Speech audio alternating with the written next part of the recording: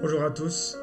Comme vous l'entendez avec cette musique, nous allons parler de quelque chose de pas très gai aujourd'hui, avec donc les oraux de rattrapage. Peut-être que certains d'entre vous donc vont être concernés. Donc nous allons faire cette petite vidéo pour voir un petit peu avec vous les circonstances et l'organisation de ces oraux de rattrapage pour voir ce qui vous attend peut-être, puisqu'il faut s'y préparer si jamais on est concerné. Donc dans cette vidéo, on va vous expliquer les modalités d'organisation, les stratégies et l'organisation de quelques matières.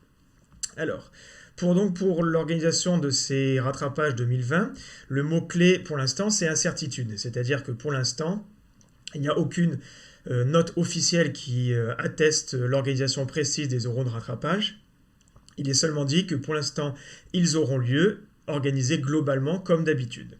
Donc on trouve ça dans la foire aux questions du site education.gouv, avec deux paragraphes notamment qui en parlent. Le premier dit que, donc pose la question, les élèves qui n'auraient pas la moyenne pourront-ils passer des épreuves de rattrapage? La réponse est que les élèves qui auront une moyenne au moins égale à 8 et inférieure à 10 pourront passer les oraux dans les conditions ordinaires.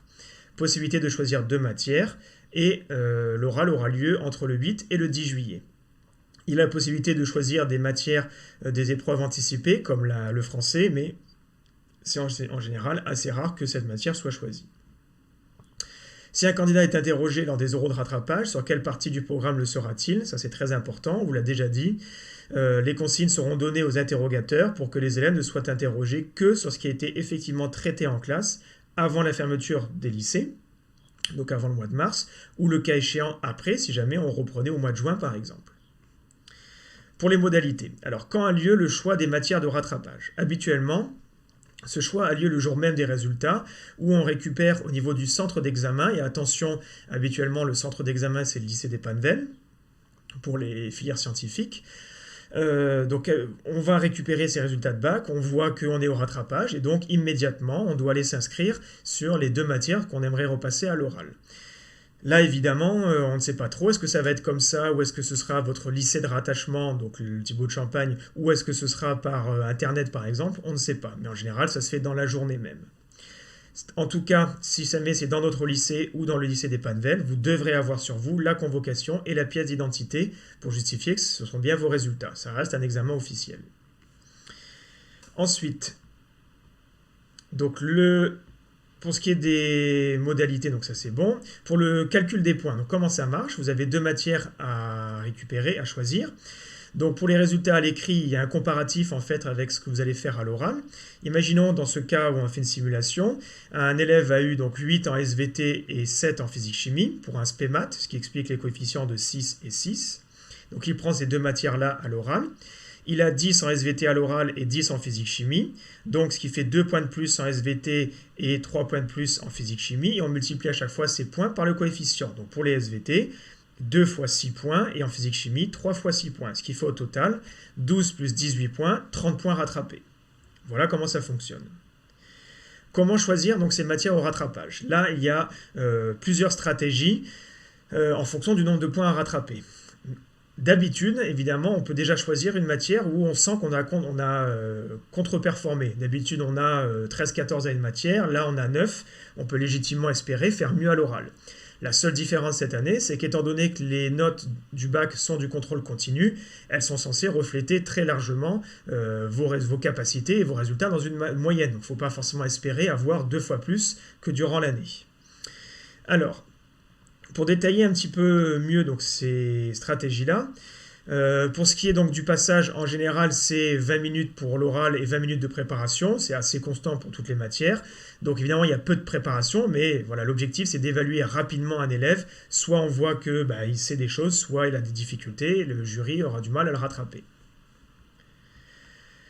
Alors, qui choisit les questions posées au rattrapage? Alors, c'est soit le jury, s'il a envie de changer un petit peu, soit un tirage au sort. C'est en aucun cas l'élève qui va choisir, évidemment. La plupart du temps, c'est un tirage au sort dans la matière globale ou éventuellement dans l'enseignement spécialité si l'élève a choisi une matière dont il est spécialisé. La stratégie, donc on y arrive. Deux cas. Soit vous avez peu de points à rattraper. Dans ce cas, il est envisageable de prendre des matières où on a eu des notes moyennes, 11-12, là où on pense qu'on peut avoir beaucoup mieux.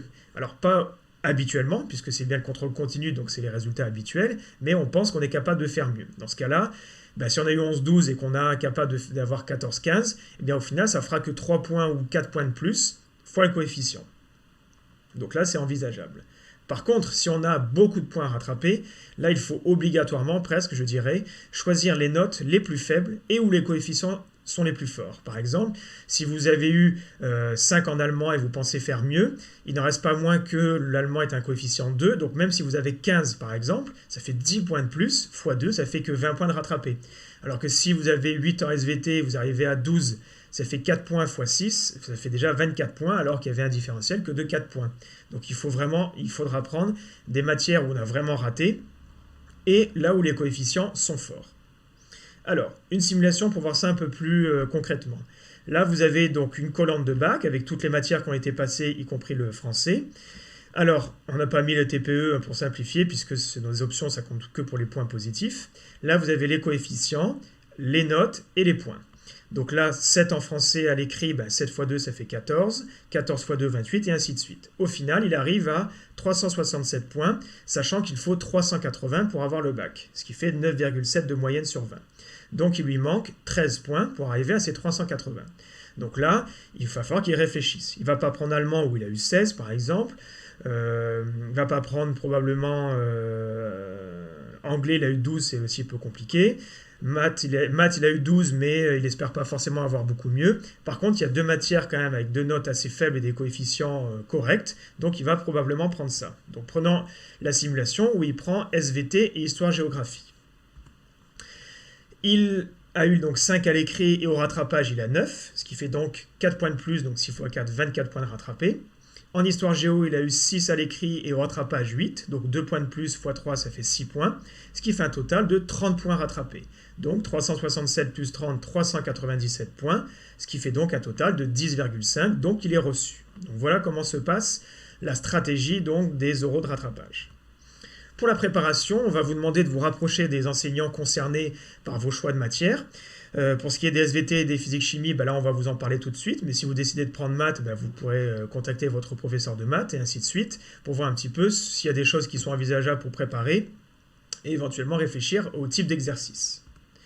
Pour les SVT, donc deux possibilités. Si on est en présentiel, c'est-à-dire qu'on revient au lycée, on organisera des oraux blancs, des révisions également de chapitres, puisqu'il faut aussi avoir des connaissances. C'est bien beau de savoir faire un oral, mais il faut quand même avoir des connaissances. Donc on fera les deux. Si on reste en distanciel, la même chose, mais cette fois en visioconférence, et cette fois j'aurai besoin que vous interagissiez avec moi, donc il faudra trouver un logiciel de visioconférence comme Zoom par exemple. Deux questions sont tirées au sort, qui peuvent porter sur l'enseignement spécialité si vous avez pris spécialité, mais globalement deux parties, une partie connaissance, donc définition de ceci, explication de tel phénomène, et sinon des questions de raisonnement avec un ou deux documents, un peu comme un exercice 1 par exemple, et vous expliquer le problème qui est posé. En physique-chimie, 20 minutes de préparation, 20 minutes d'épreuve, vous tirez un sujet qui comporte deux questions, qui vont traiter obligatoirement sur deux domaines différents, et de nature différente, c'est-à-dire physique et chimie. Si vous êtes spécialiste, ça peut évidemment porter sur une partie sur la spécialité. En fonction du contenu du sujet tiré au sort, c'est l'examinateur qui décidera si vous pouvez utiliser une calculatrice ou non. Cette épreuve a normalement lieu dans une salle qui contient du matériel de physique-chimie pour que des questions puissent être posées sur le matériel expérimental, sans que vous ayez à manipuler, ce n'est pas une épreuve de travaux pratiques. En plus, avec les conditions de distance sociale, de manipulation, c'est encore moins possible, mais uniquement pour observer un bécher, une fiole, etc. La première question, un peu comme en SVT, restitution de connaissances, avec éventuellement des tâches simples, donc application directe du cours. Et la seconde question, qui ne sera pas trop complexe, ça reste un oral de rattrapage, donc ce n'est pas censé s'adresser à ceux qui ont 18 de moyenne dans la matière, qui sera formulé de manière plus ouverte et qui va mobiliser d'autres compétences. Et un dialogue va s'établir entre le candidat et l'examinateur, l'objectif étant d'essayer qu'il puisse saisir assez vite s'il a affaire à un candidat qui était en difficulté, parce qu'ici le rattrapage c'est qu'il est en difficulté, mais qui a révisé et qui a quand même été sérieux, ou si au contraire c'était vraiment une matière qu'il a négligée ou où il a des difficultés beaucoup trop fortes. Donc voilà comment se passent les oraux de rattrapage pour le bac qui vous attend. Dès qu'on aura plus d'informations officielles, ben, on vous en donnera. Et de toute façon, bientôt, on va se rapprocher de vous en fonction des moyennes qu'on a calculées pour voir qui est concerné par le rattrapage et éventuellement qui sera concerné par les SVT par exemple, ou la physique-chimie, et ainsi de suite. N'hésitez pas à revenir vers nous si vous avez des questions suite à cette vidéo. Et sinon, on se retrouve bientôt. Au revoir à tous.